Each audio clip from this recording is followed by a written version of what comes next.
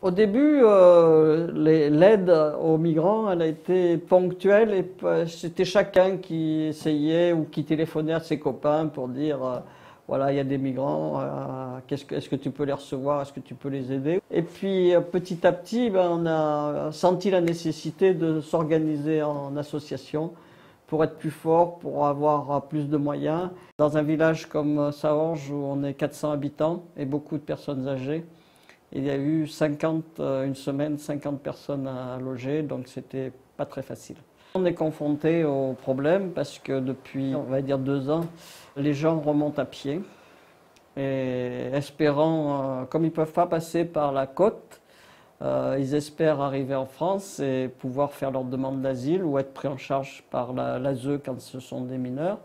On peut dire quand même que dans la vallée, les gens sont partagés, mais il y en a quand même beaucoup qui aident.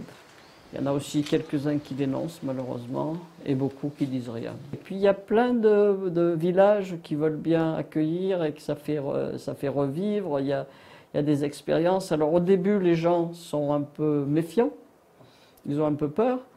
Et puis après, et ben finalement, quand ils ont les gens en face, c'est pas des numéros, et ben ça se passe bien. Je pense qu'il faut vraiment avoir un discours complètement différent par rapport aux réfugiés. Savoir qu'ils viennent pas par plaisir, savoir que c'est pas parce qu'on les aide qu'ils vont venir plus, et savoir que ben on peut les accueillir parce que dans d'autres pays on en accueille qui sont plus pauvres, on en accueille autant si ce n'est plus. Heureusement que c'est marqué liberté, fraternité, égalité, fraternité sur les mairies. On a un peu oublié tout ça.